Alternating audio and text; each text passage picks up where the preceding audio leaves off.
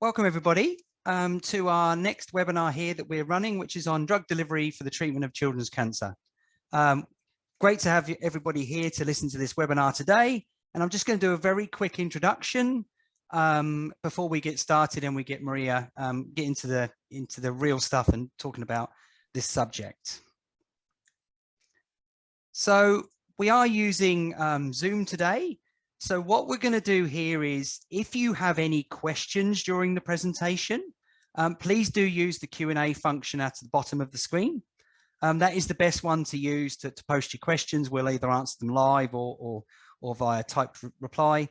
If a question's answered, it'll be visible to everybody. If you don't want to leave your name, please have it as an anonymous question. You can add it anonymously. You don't have to have your name on it, but please do use that. And if you have any technical issues or other things, please do put stuff in the chat. I will be monitoring that stuff as we go through. So that's just the normal stuff to be done. So just quickly to introduce Maria, you've all seen Maria's bio on the ad for this webinar and everything that, but just quickly, Maria is the founding director of the Australian Centre for Nanomedicine at University of New South Wales in Sydney. Head of the Translational Cancer Nanomedicine Children's Cancer Institute.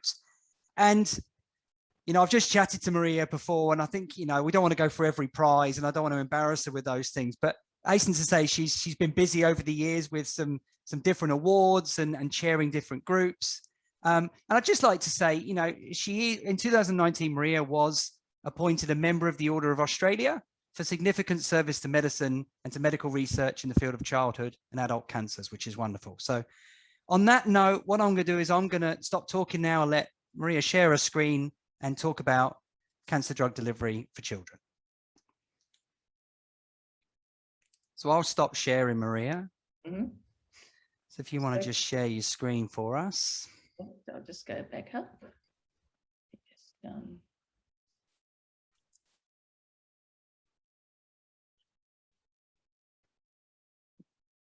Now, does that look all right? Absolutely perfect. Perfect. And let me get the pointer to the other screen. So look, thank you very much for the introduction. It's a great pleasure to be here today to talk about the work we're actually doing in drug delivery for children's cancer.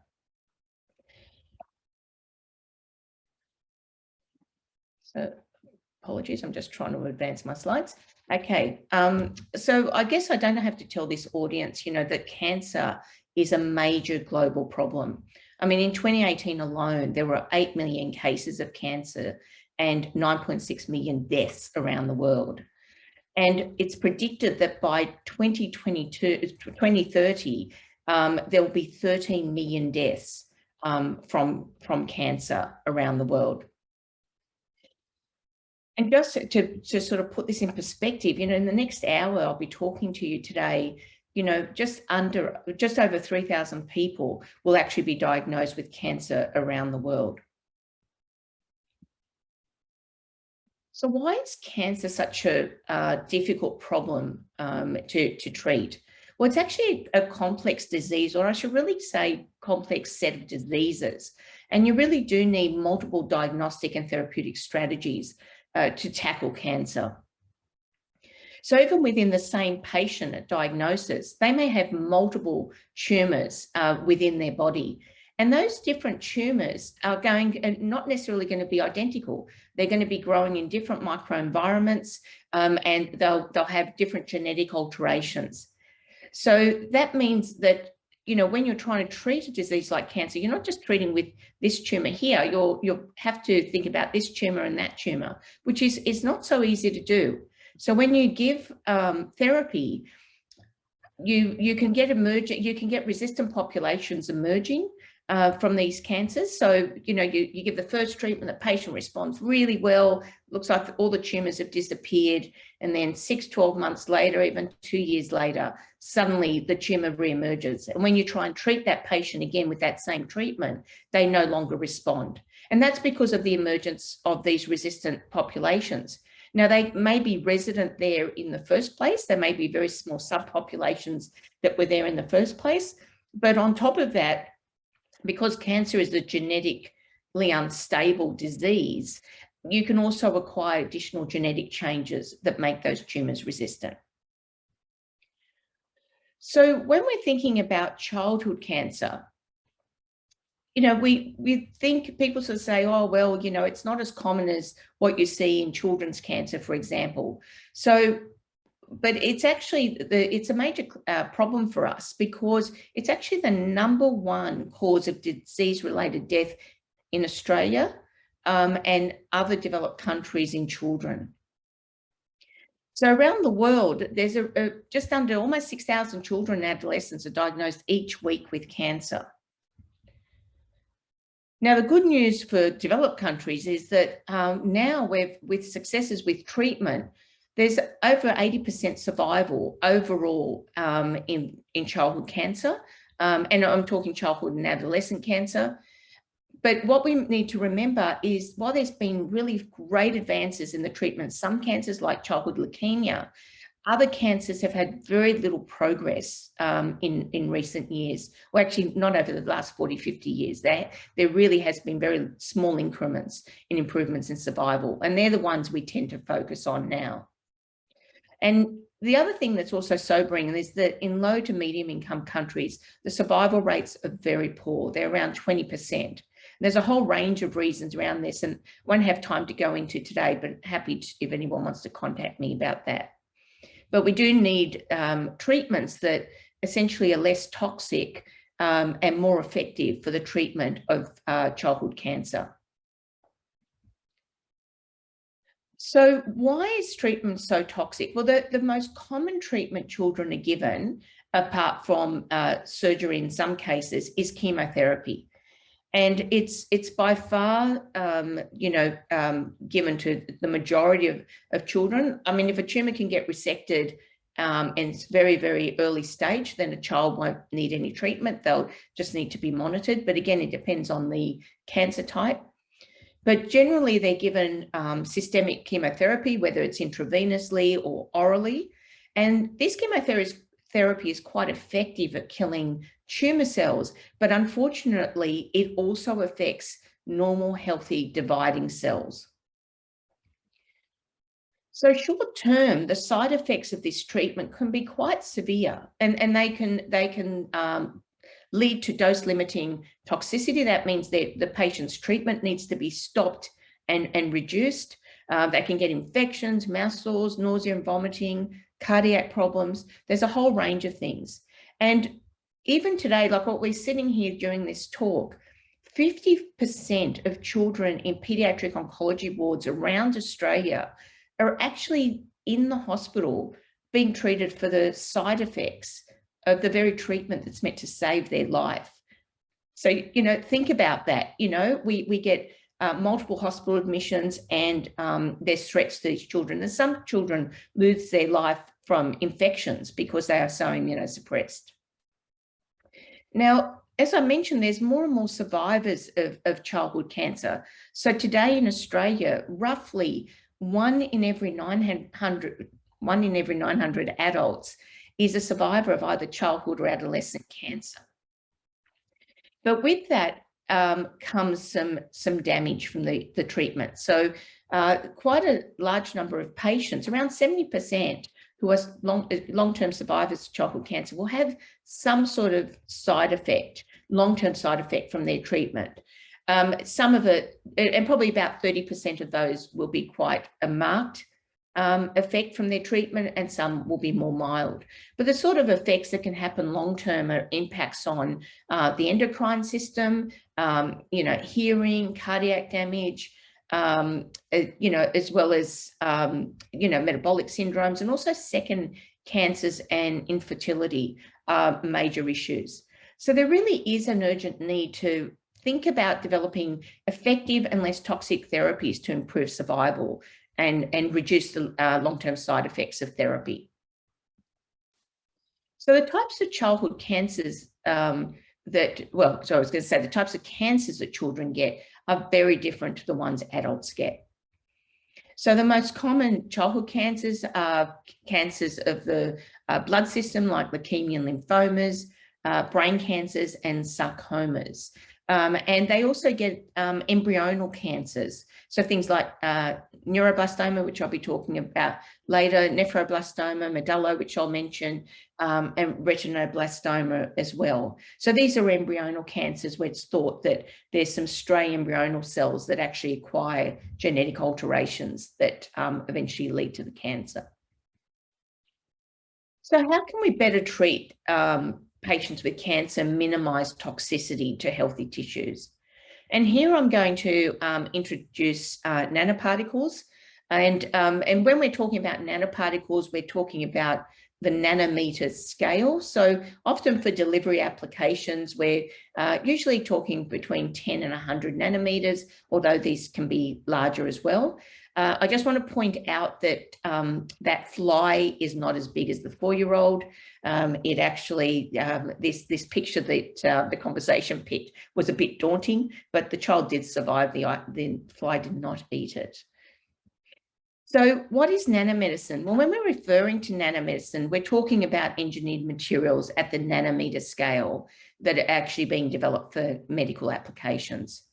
And it's an interdisciplinary field. You know, this is not something, the work I'm going to be presenting today really is a fantastic collaboration amongst my colleagues that work in medicine, chemistry, engineering, biomedical research, etc. So it's just something to bear in mind. And when we're referring to nanomedicine, we're talking about different things. We're talking about therapeutics, which is what the focus of my talk will be today, diagnostics, things like point of care diagnostics and imaging, as well as theragnostics, is where you combine treatment and imaging at the same, or detection at the same time. So why is there advantages in using nanoparticles for delivery of cancer therapeutics? Well, one of the advantages is that there's opportunities to actually tailor-make systems for desired applications, you know, so nano delivery to different types of tissues, different types of targets in the body. We can reduce toxicity from even conventional drugs. So by encapsulating drugs and delivering these, we can improve the drug solubility, and that's often sometimes why these things are used as well, and also prevent degradation of drugs. We can change the circulation time, so we can increase that circulation time. Standard chemotherapeutic drugs actually excreted quite rapidly out of the body. And also slow release formulation, so we can keep them circulating much longer and hopefully having an effect without releasing to healthy tissues. And also targeted delivery, so we can adjust the delivery systems to target particular types of cells. And there's different types of cargoes that can be delivered. And here I've talked about some of the common ones that we've been working on, things like chemotherapy, gene modifying agents such, you know, short sequences, genetic information to either switch off genes or express genes, peptides and proteins. But you can also have things like iron oxide nanoparticles for imaging applications as well.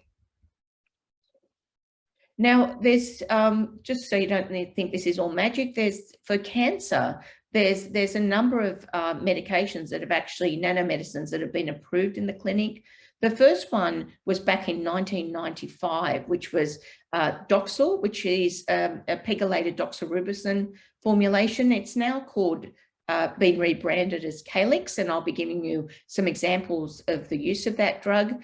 And you can see here on this this timeline that quite a few of these formulations are liposomal, but not all of them. There's a polymeric Taxol formulation. There's also iron oxide nanoparticles as well.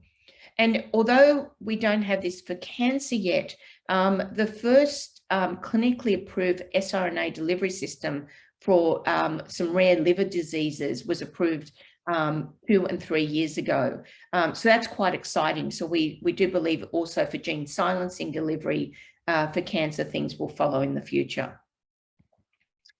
And when we're talking about nanomedicines for children, this was an excellent review that highlighted the types of cancers that we would go after. And when I said earlier that when we're thinking a bit about this sort of technology, we're really going after the cancers in children that are poorly responsive. So this is the 30% of children that are likely to relapse and die from their disease.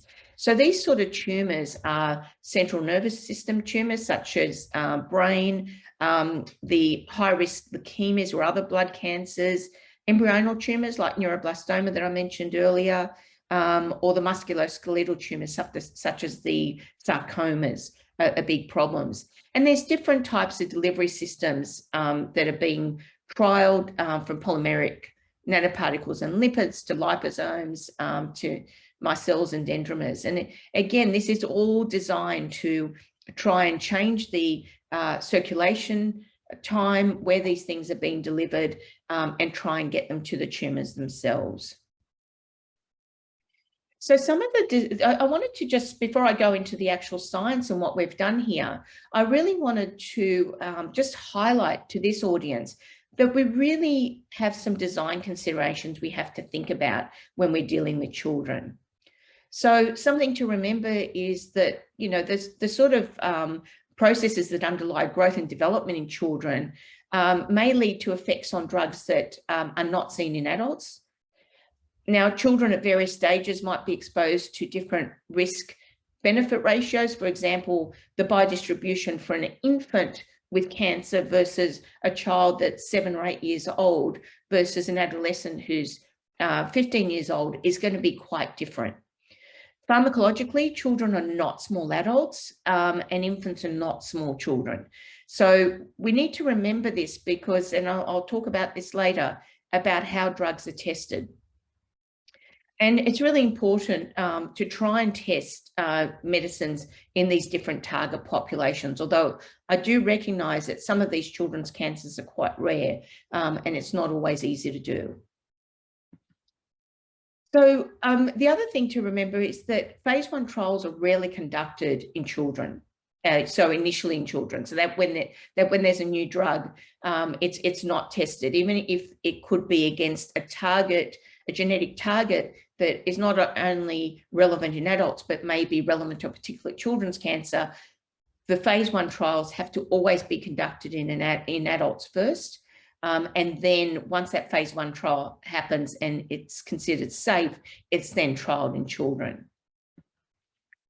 And it's also important from our perspective to be thinking about using biodegradable materials wherever possible, so they don't accumulate in tissues. And this is particularly important for children who hopefully will live for many, many years, and you don't want any long-term side effects from the treatment. So I'm going to switch gear and show you some science now. So this is some work that we did in neuroblastoma. So this is the most common extracranial neuronal tumor. And this is, it originates from the sympathetic nervous system. And the most common site, it can appear in different sites in the body, but the most common site, so this is where about 50% of the tumors arise, is the sympathetic nervous tissue above the adrenal medulla, above the kidney. And unfortunately, about 70% of children are diagnosed with advanced stage disease. So because it's abdominal and it often doesn't press on nerves to cause any pain, etc., until it gets quite large, it's often very advanced. But advanced disease means also metastatic disease. So that means 70% have had metastatic spread of their tumor. And it's much harder to treat and cure metastatic disease. So we teamed up with a company called Engenic a few years ago who had developed a nanocell. So these nanocells are derived from mutated bacteria, and these mutated bacteria bud off these 400 nanometers spheres, like a cell membrane that doesn't have genetic information inside. So it's got no nucleus. And these nanospheres, or the nanocells, can be flushed out of lipopolysaccharides as much as possible, and they can be loaded up with either chemotherapeutic drugs or genetic material. And they engineered these nano cells to be able to attach a bispecific antibody on their surface that not only recognizes the nanocell, but also recognizes cancer antigens. So we tested, and I'm sort of abbreviating a lot of this data because it's been published, but we tested their delivery system, this nanocell delivery system, in an orthotopic model of neuroblastoma. So this is where we actually grow, we inoculate the tumors above the kidney, which is where 50% of the tumors grow. This model was also a metastatic model. And what we tested was either control was just a saline control, doxorubicin alone, the nanocells with doxorubicin, and the nanocells with doxorubicin with the bispecific antibody. And what you can see here in purple, this is a tumor growth over 28 days. You can see that when we have the bispecific antibody, we suppress the tumor growth much more than when we don't have the bispecific antibody attached, or when we use dox. And I should point out that the doxorubicin here was used at over 100-fold higher dose than what we delivered with these nanocells. So what you can see is that what you can do is get a much higher payload to the tumor cells. And when this was done by bioluminescence, and when we extract the tumor out, we could measure the actual sizes of these tumors. And you can see a dramatically reduced size. And when we did survival curves on another set of mice, again, we had doxorubicin at 100-fold higher concentration, and that overlaps here with the controls. And then when we have the bispecific antibody attached to these nanocells loaded with doxorubicin, we could significantly increase the survival of these mice compared to the non-antibody tagged nanocells. And as a result of this work, a phase 1 trial, which is nearing completion, was started at the Sydney Children's Hospital, Sydney Children's Hospital Network. The only difference, this also had a bispecific antibody to the epidermal growth factor receptor, but the loading of the drug was mitoxantrone, so it was a different chemotherapy to doxorubicin. And this was for children that had failed other treatments. They had recurrent or refractory solid tumours. And because many brain cancers expressed EGFR, the majority of children that ended up on this trial actually had central nervous system tumours. So another central nervous system tumour here that I want to talk about is glioblastoma. So glioblastoma is a very aggressive brain cancer. It can affect it can affect both adults and children, and less than 5% of children survive. Well, it's meant to be in the 3 is meant to be an E. 5% of children survive more than 5 years post-diagnosis. It's a really aggressive tumour. And one of the challenges is getting across the blood-brain barrier, because the blood-brain barrier is there to protect the brain from toxins getting in, but it also unfortunately prevents many chemotherapeutic drugs from getting in. And once therapy gets in, it's also going to get past the brain tumour barrier. And this is a very hypoxic and disordered microenvironment that also limits the ability of drugs to cross this barrier. And, you know, one of the holy grails really at the moment is to get drug delivery across the brain tumours, so we can try and get more therapeutic cargo to those tumour cells and destroy them. And just as a note, because we've had such great success in the treatment of leukemia, which is the most common childhood cancer, and used to be the #1 cause of disease-related death in children from cancer probably about 4 or 5 years ago, now brain cancer has overtaken that as the #1 cause of cancer-related death in children. So there's been a lot of interest in emerging therapies for glioblastoma. So it's a highly immunologically active tumour, and there's been strategies to try and to improve penetration of the blood-brain barrier. Nanomedicines, there's been a lot of interest in using nanomedicine, developing nanoparticles or different forms of delivery like cell-mediated delivery to try and get across the blood-brain barrier. And if you want a bit more detail, we published this review with our collaborators earlier this year that is quite comprehensive review about the current state of play and where the emerging therapies are. Now, some of the strategies to cross the blood-brain barrier is to actually use receptors that actually can impact and interact with the cells at the blood-brain barrier. So the transferrin receptors are expressed at high levels, albumin, folate, and lactoferrin. And some of these receptors on the endothelial cells that allow substances in and out of the cells. Some of them are bidirectional transport, such as transferrin and albumin, and some are unidirectional. So they can get in, they don't get out, substances don't get out as easily through this receptor. And we actually focus with our collaborators on lactoferrin. And our collaborators at the University of Queensland, Amirali Popat and Tuskin Janua, who's a PhD student with Amirali, developed these silicon lactoferrin-coated nanoparticles, which is a silicon nanoparticles for glioblastoma therapy. And this was a very productive, they're chemists and they can develop these things, and we understand the biology and are able to assess the interactions. So they generated a whole lot of different particles with different chemistries on the surface, but the core was the silicon nanoparticles that they were able to load up with the drug doxorubicin, and like I said, use coated and uncoated nanoparticles.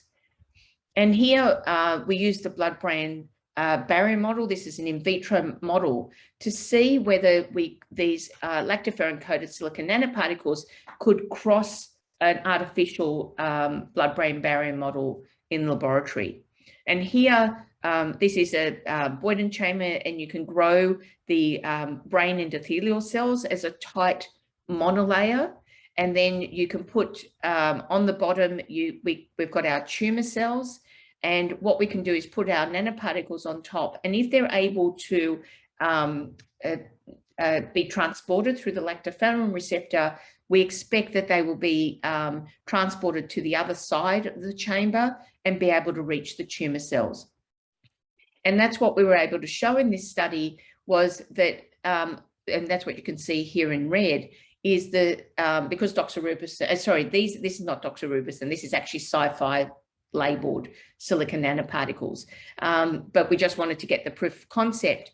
And what you can see here, sci-fi is a much better fluorescent dye than, say, doxorubicin is, which is a cytotoxic drug. And what we're able to see is that these nanoparticles could actually cross that very tight brain endothelial cell layer, while the ones that didn't have lactoferrin, so the non-coated, were not able to cross that layer.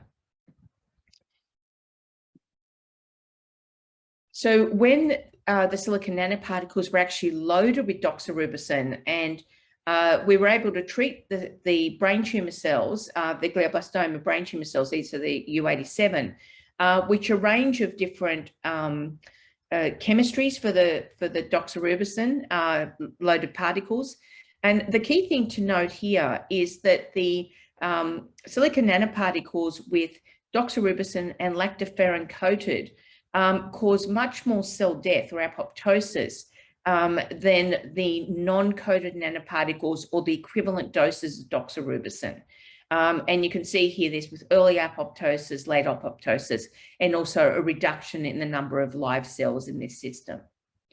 So that was very encouraging, and this was done on cells grown on plastic in 2 dimensions. And we know that when we grow cells on plastic in 2 dimensions, they can take up materials much more readily than a much more complex tumor. So what we did here, and this was work done by my PhD, very talented PhD student in my group, Aria, who developed 3D tumor spheroids and actually tested these materials on the tumor spheroids to see if it would impact the growth of these tumor spheroids. And what we actually found here is that the free doxorubicin shrunk the size of the tumors. You can see an increasing concentration here. And we also saw some reduction with the non-lactoferrin coated and a more marked reduction here in the images. But overall, what we saw was efficacy across all of them. Now, we weren't sure about this, and it could have to do with how quickly the lactoferrin coated and the dox coated actually released the drugs in these cells, but notwithstanding, it was still very encouraging to get these effects. And just to point out, we're not always looking to see whether these drug delivery vehicles are better than the free drug. We're also looking to see how long the effect hangs around. So this was done at a fixed time point. But what we find in vivo often with these agents is their circulation time is much greater and they can have better efficacy when you go in vivo. So the next step is to test these lactoferrin-coated silicon nanoparticles in our orthotopic models of glioblastoma, make sure they can cross the blood-brain barrier in an intact animal, but also be able to have efficacy. Now I'm going to shift gears a little bit and talk about some work we've been doing for some time now with polymeric nanoparticles that can deliver gene silencing material. And here we've been working for some time now in a collaborative capacity with my long-term collaborator, Tom Davis, who's now at the University of Queensland, and Cyril Boyer at the University of New South Wales. And here we've had a number of studies that have shown that if you put intratumoral delivery, you can the nanoparticles will actually release their cargo and silence the gene of interest. Here we used a very complex orthotopic model of pancreatic cancer. These are very difficult cancers to treat. And we're able to show by systemic delivery and a slight change of design from the upper one, we could actually reduce the tumor growth and actually reduce metastasis in this model as well. And more recently, Phoebe Phillips, our collaborator in pancreatic cancer, and Tom and others have shown that they can target another gene in pancreatic cancer that again influence the growth of the tumors. So this is work that I'm showing you now in close collaboration with Associate Professor Josh McCarroll.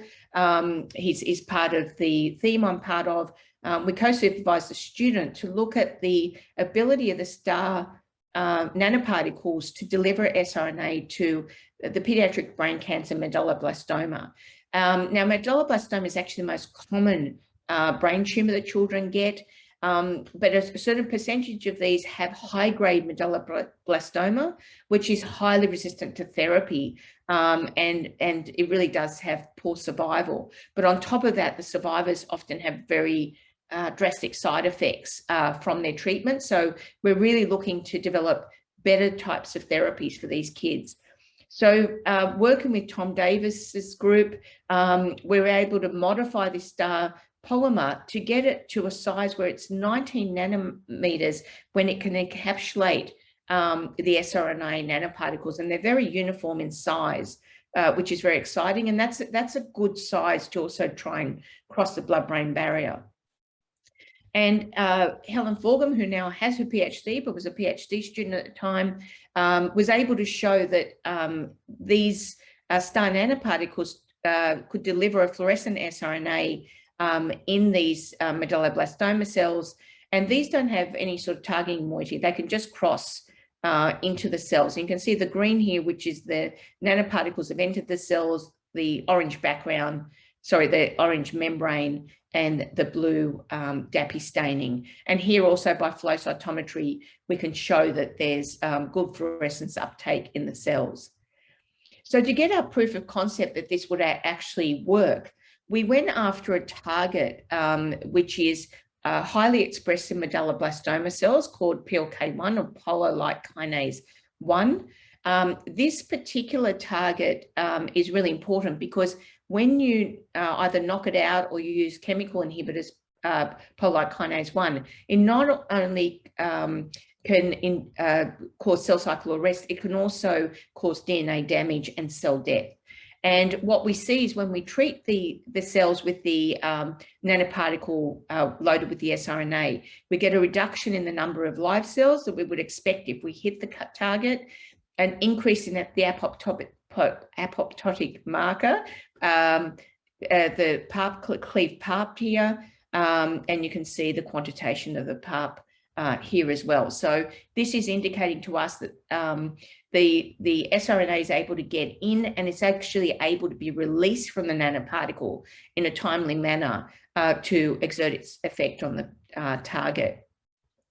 The next thing we wanted to do was to see whether this would actually cross the blood-brain barrier real terms. And here we collaborated with Ben Hogan, who's now at the Peter MacCallum Cancer Institute.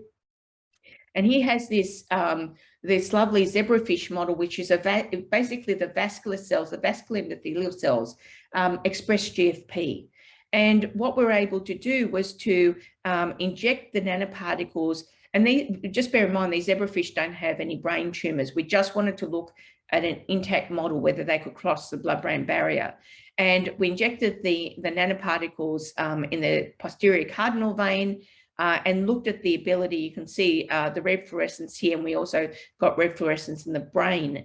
And when you zoom into these images, what we're able to find, if you just delivered naked siRNA, you could not get siRNA, because you can't really deliver a naked siRNA because it's unstable in blood. But on top of that, it just gets eliminated very quickly. However, when we deliver the nanoparticles, you can see that the nanoparticles are not only were in the blood vessels, were extravasating into the brain tumor, into the brain tissue from these blood vessels. So that was very exciting. And since then, and I don't have the data to show you today, we've done some mouse models of medulloblastoma. So these are orthotopic models where the tumors are implanted in the brain where the tumors would normally grow. We've shown that we can get these nanoparticles to the brain, and now we're just completing the efficacy studies. So we're hoping that with this type of therapy, we may be able to deliver these nanoparticles to the brain, knock down some critical survival genes, and then probably combine this with chemotherapy, because any of these therapies are not very effective when you just do as a single agent. So if we can combine it with chemotherapy as well, and eliminate these brain tumors and hopefully reduce the damage to normal tissues. Now, another cancer that is very aggressive and was on that original list I showed you was high-risk leukemia. So this is high-risk acute lymphocytic leukemia. Now, these children, about 5% of children diagnosed with leukemia just don't respond to treatment at all. And they are automatically put in the high-risk category. And 20% of children who do initially respond do relapse from their disease. The work I'm going to show you now is from a talented postdoc in my group, Dr. Ernesto Moles, who has been driving this project within my research team. So the children with high-risk leukemia have got a very poor prognosis, less than 40% alive from 5 years from diagnosis.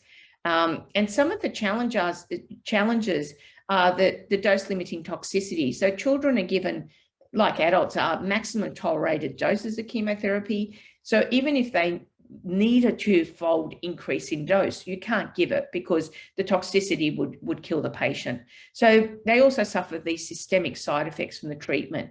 And all these kids would undergo bone marrow transplants or stem cell transplants to help them survive. And these are very high dose chemotherapy.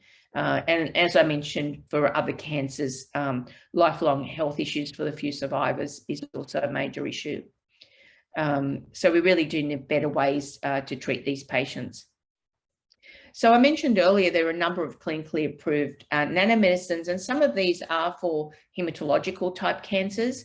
And the one I'm going to be focusing on today is Calyx, which I mentioned earlier was the first drug, which was called Doxil, that was approved for cancer therapy, and first nanomedicine. While it's not used for pediatric leukemia, it has been approved for multiple myeloma. And here, the liposomes, trap the drugs in the center and they encapsulate them. So this improves not just a drug tolerability, because that's why it was developed, because drugs like doxorubicin cause cardiac damage when given systemically. And in the liposomal formulations, that cardiac damage was reduced. So in some cancers, it's no better than Doxil, but it does reduce toxicity. And there's also antibody drug conjugates have gained a lot of momentum. And this is where you can covalently link a highly toxic agent to an antibody to specifically deliver to cancer cells. Again, you can then target specific receptors developed. And there's a number of toxins listed below here, which are antibody drug conjugates.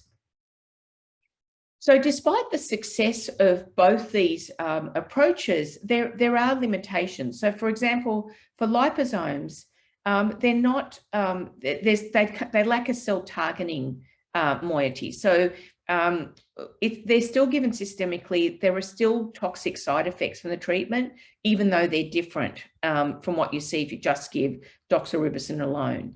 And for antibody drug conjugates, there can be issues with immunogenicity because you're giving a whole antibody often, or the FC chain. You require covalent conjugation. So this can limit the therapeutic agents that you can actually attach. So, and it also means that you have less cargo capacity for these. This is why often very strong toxins are attached to these to get maximum effect. So we decided to use, I guess, the benefits of both these treatments.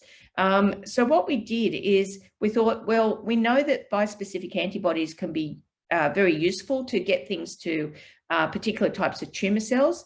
So here we teamed up with our collaborator, Chris Thurek at the University of Queensland, who helped us develop bispecific antibodies that target leukemic antigens and also the methoxy peg on the nanoparticles we're going to be looking at. And what we did is when we engineered these particles, we based the sequences on clinically approved sequences and humanized monoclonal antibody sequences.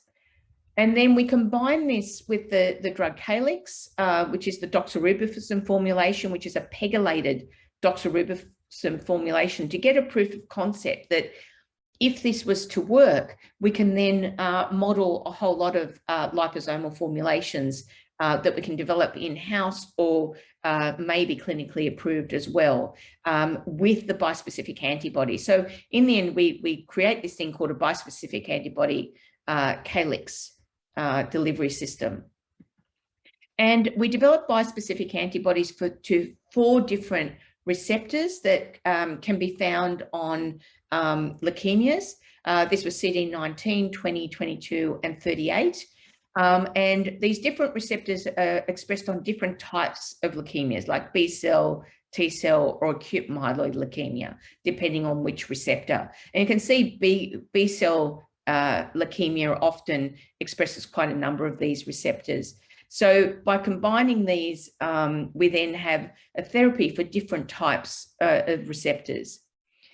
So here, what we did we demonstrated that we could actually improve the killing of leukemia cells with Calyx when we combined it with the bispecific antibodies. So this is just a viability curve. And what you can see is the Calyx alone is up on the right-hand side here. It actually overlaps with the CD20 Calyx combination. And the most effective one we saw was the CD19 Calyx. You can see here in purple.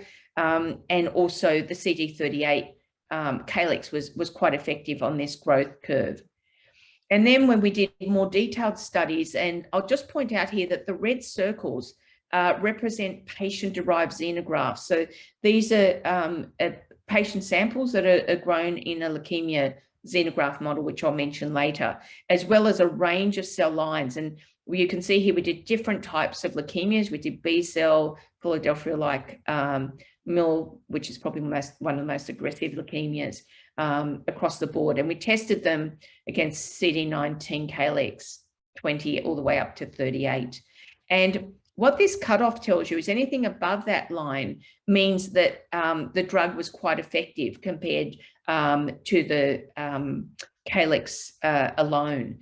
And you can see in every case except for CD20, we saw marked improvement in the cell kill or the IC50 in terms of these all these different samples. And there was something like 15 different leukemias were actually tested.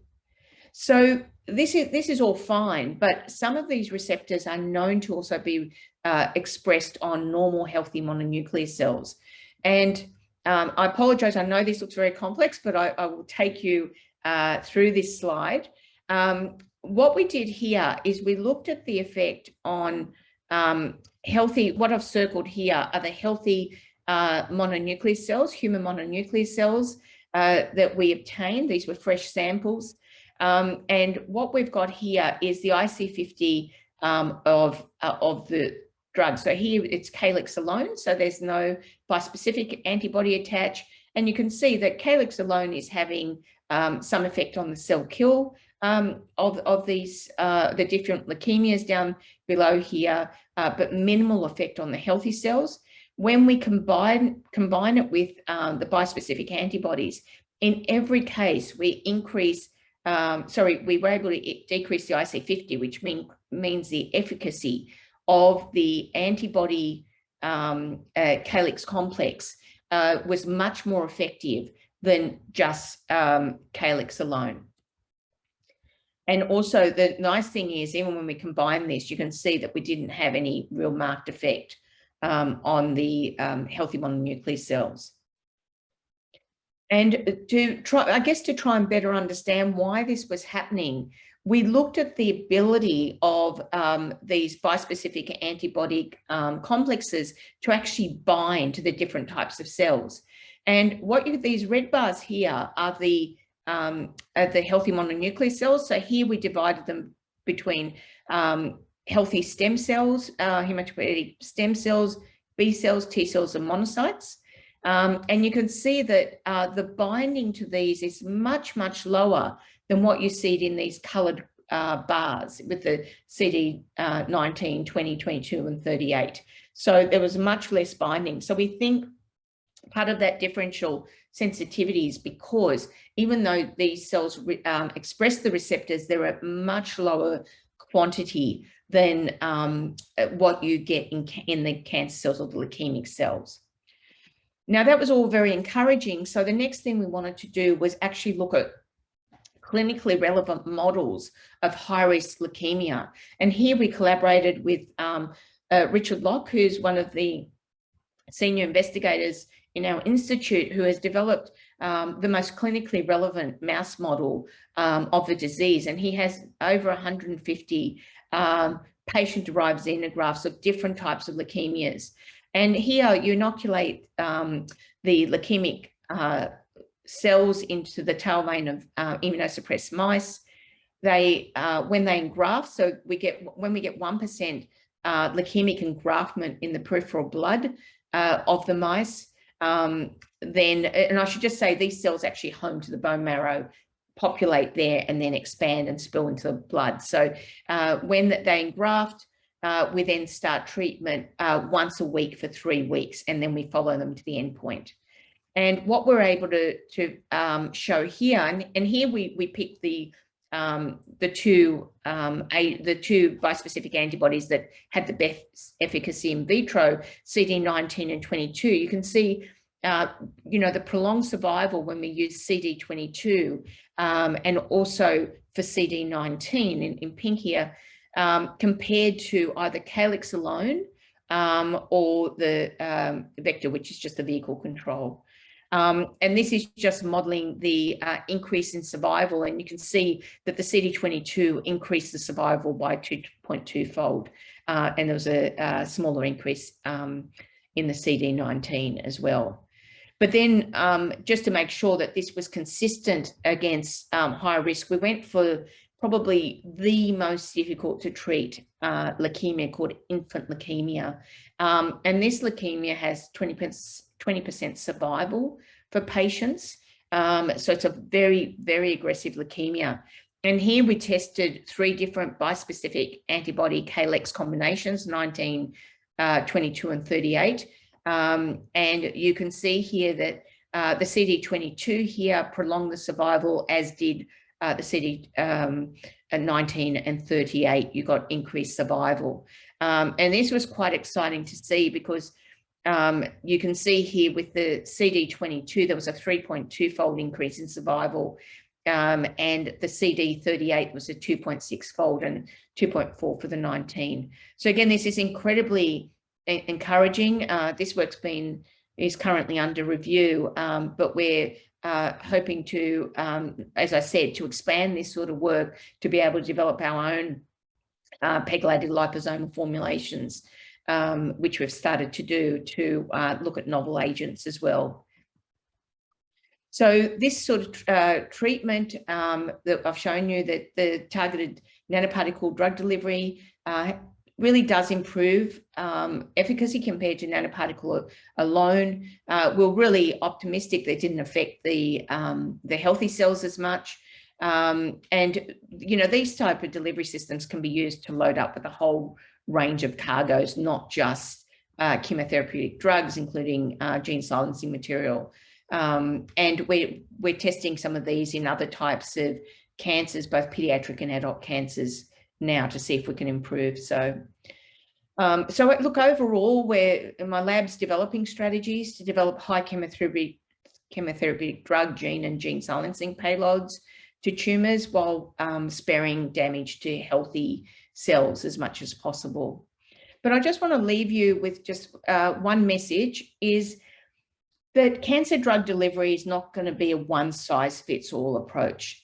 We need to remember that different types of tumors are embedded in different types of environments and microenvironments. The types of cells that interact there, from the immune cells to the endothelial cells to the blood vessels, etc., are different for different types of tumors. And we really need to understand this environment to better be able to design these types of therapies. And, you know, we're getting better at deciphering what the microenvironment is doing and trying to look at ways to model the nanoparticles and the design of these nanoparticles to better be able to target different cancers.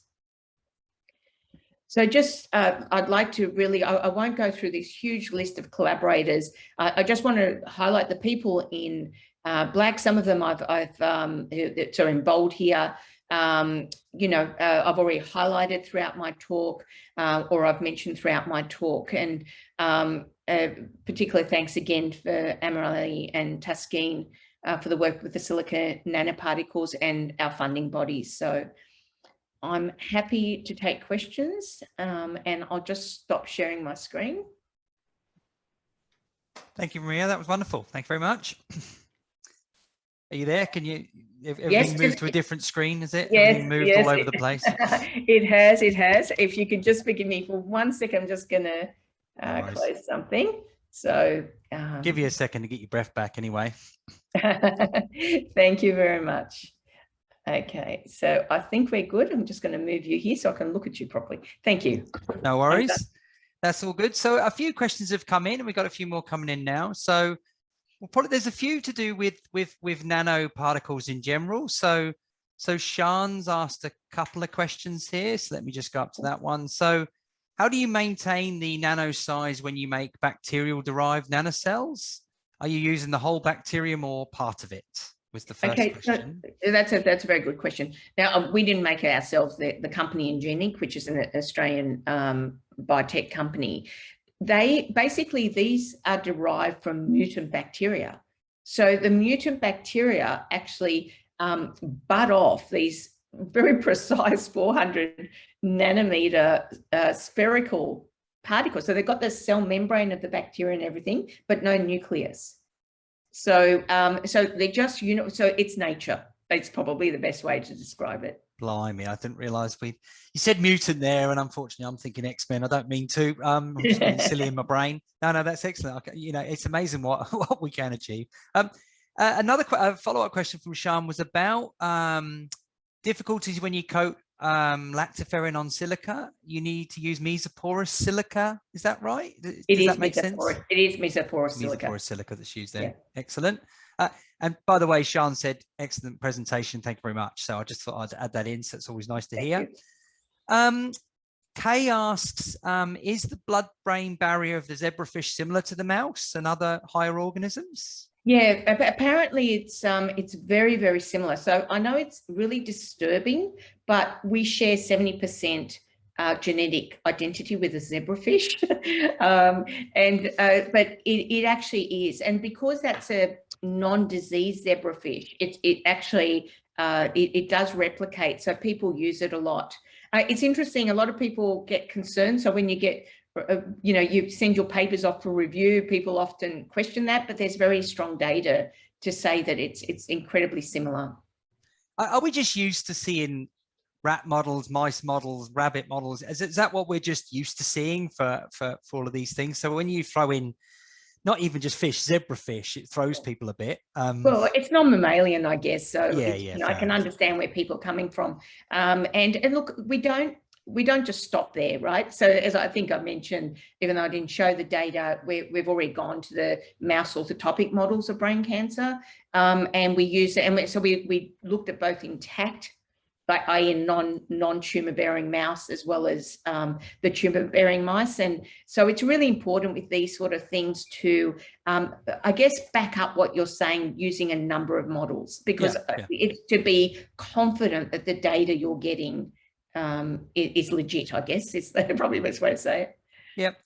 There is a follow-up question on models that's come up to say, do you foresee a day when we move away from animal models? Is that something you foresee?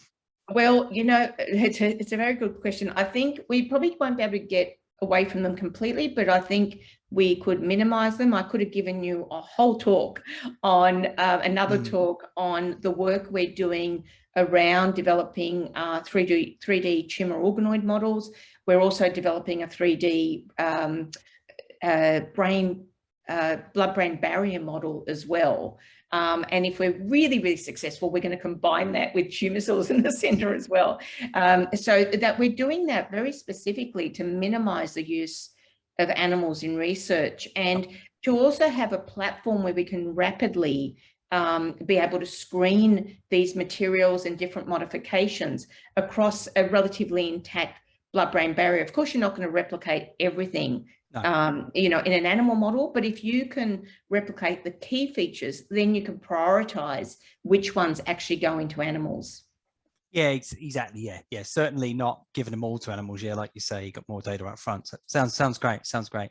We had a question about test techniques for the in vitro, like when you're measuring a drug candidate from nanoparticles, what kind of test techniques do you use? Well, look, we use a range of things. We use, so when we first encapsulate, we look at how much drug is encapsulated. So we use a range of techniques from, you're asking me, my postdoc does this, you know that, don't you? So, sorry. But look, we use a range of techniques depending on what we're using. So for things like the star polymers, for example, we look at the release of the siRNA. So we've got different techniques for actually adding things to unravel the nanoparticle and look at how put it in physiological environments from low pH to high pH. So you look at sort of physiological levels, because tumor cells themselves in the center of them are slightly more acidic than pH 7. So a lot of nanoparticles are designed to be pH sensitive. So when they get in there, they're more likely to be able to start unraveling and release their cargo. So we do things like that. For some of the drug stuff, we do use things like HPLC. Yeah, standard kind of techniques, of course. Yeah, fair enough. Yeah, it's never simple, is it? It's not like you just put, it's not like Star Trek, is it? Point something at it. Let's have a look at some of these other questions we've got here. Let's make sure. So there was a question from Jürgen. Can the bispecific AB drug complexes also target tumor stem cell populations? Yeah, look, that's a great question. It's really if we can find good receptors to expressed on stem cells, then absolutely we can do that. Because what I should say is one of the things with leukemic cells is, they're leukemic blasts. So they're only one step removed from stem cells. So, and right. I don't know, anyone who's ever tried to either transfect stem cells or deliver something to leukemic cells will know how difficult it is. And most people use, viral delivery to get things into leukemic cells. So the fact that we can tag the receptor and get things in is sort of quite exciting. So again, if we could find, often stem cells tend not to have as many receptor ligands, on the surface that are not expressed elsewhere. But look, in theory, yes, I can't see a problem. It's just if you can send us any suggestions for some receptor targets, then we can work on it. Yeah, sounds good. Sounds good. So we've got, have you considered use of implants for very extended drug release?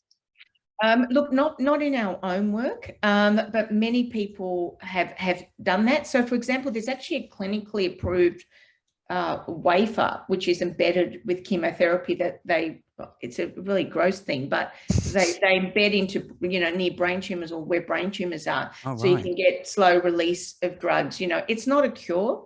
It buys people time. Okay. But again, I think it's a good thing to do for certain applications. It depends on the application.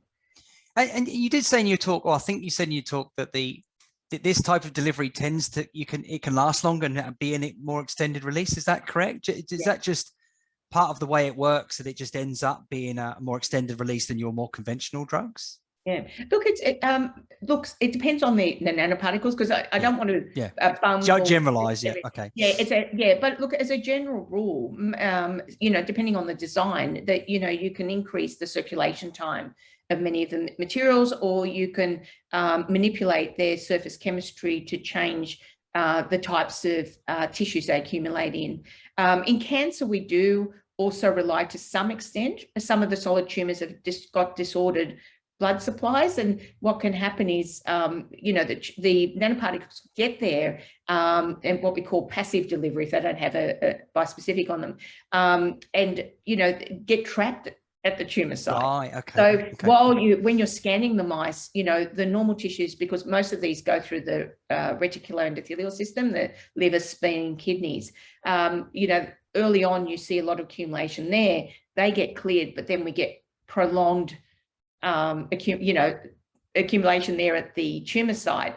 Often it's because of those sort of things, but not all tumors have got really disordered blood vessels. So, we need different ways and different approaches. Like you said in your talk, it's not like there's one magic silver bullet that works for everything, is it? There just isn't in life. So tackle them all differently. The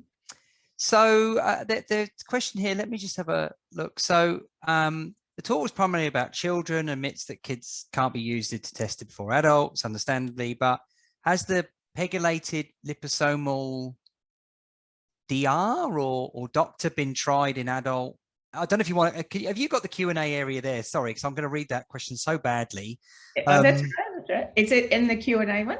Yeah, if you go to the Q&A, the top one there. Oh, so we haven't. Okay, so no, that's a good question. The attendees can't see the question. Sorry, Maria. If you can just. That's all right. Yeah, sorry, no, I can read it. So, it has a pegylated liposomal doxorubicin tried in adults. And do we know anything about it? Right. Yes, it actually is used in multiple. It's been approved for multiple myeloma. Unfortunately, I don't know if there's any difference between males and females. I haven't seen any studies for pediatrics, but in adults, it has been tried. But yes, I'm not sure if there's differences. Right. The Roger Reed, who's part of the RACI New South Wales branch, firstly, excellent presentation. Very promising improvements through changes in drug delivery. Can the variations in effectiveness be correlated to the selectivity of the drugs used? If so, what is the scope for learning and how to improve the drugs themselves? Yeah, no, that's a good question, because I think we know a lot more about cancer now, and at our institute we've got the Zero Childhood Cancer program, which is a precision medicine program, and we're getting some amazing learning. So it started off with 30% of the children that were likely to die. So, you know, from around Australia, where we've got really detailed genomic sequence, and some of the genetic alterations dictate whether a patient is more likely to respond, say, to a DNA damaging agent or an anti-metabolite, etc. So, you know, I think in future we'll be able to package these things, and you can package more than one thing. So, you know, there's even clinically approved combination drugs as well that have been packaged. So I think we'll be able to learn more about it. I think once you get the deliveries vehicles and get an understanding of what makes a good delivery vehicle for different diseases, then we can start playing around a lot more with different types of cargoes. Yeah, that makes sense. And the last question we've got that I can see at the moment is there a statistic on how much of the targeted nanoparticles larger than BBB actually cross the BBB? You know what? There's not very good data on that at all. It's actually a very good question, and it's the question of how many of these particles actually get to tumours has been controversial for a few years. I can't believe that's the easiest thing to measure, to be honest. No, it's not. And I think you know, there was a big study that was done a few years ago by Warren Chan's group, where they used gold, like different size gold nanoparticles, and they estimated that there was a very, very small, less than 1% of nanoparticles actually ever got to the tumor, you know, to tumor sites. That study's been slightly refuted recently, not because more about the calculation and how the calculations were done and what they used as a measure. So another group has just published, like reanalyzed all that data, and it's saying it could be 20–30%. Right, okay. Can get there. So I think there's a lot more work to be done. It's not always easy. Journals often will say, oh, can you radioactively, you know, tag that and trace how much is going to the tumor sites? You know, for example, the work we're doing with Calyx and the bispecifics, well, we can't. We'll modify the chemistry if we do it. In the end, as a cancer researcher, I just want to see that something's working. No, fair enough. I mean, it's important to understand. It is important to understand, you know, when they're not working. But, you know, in effect, I want to get enough there that we are able to destroy those tumors.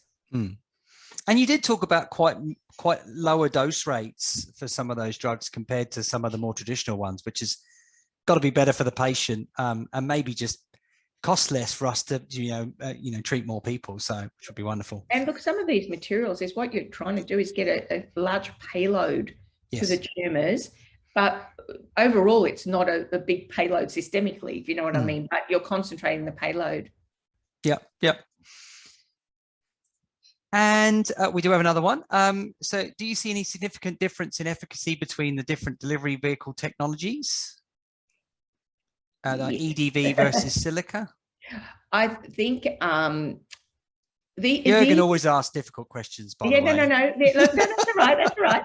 No, look, it's actually a good question. Look, the EDVs were an anomaly to me, having worked in, you know, the nanomedicine field for about 16 years. You know, these things are 400 nanometers, and we wouldn't touch them with a 10-foot pole normally, you know. But I think because they're biological systems, they go through.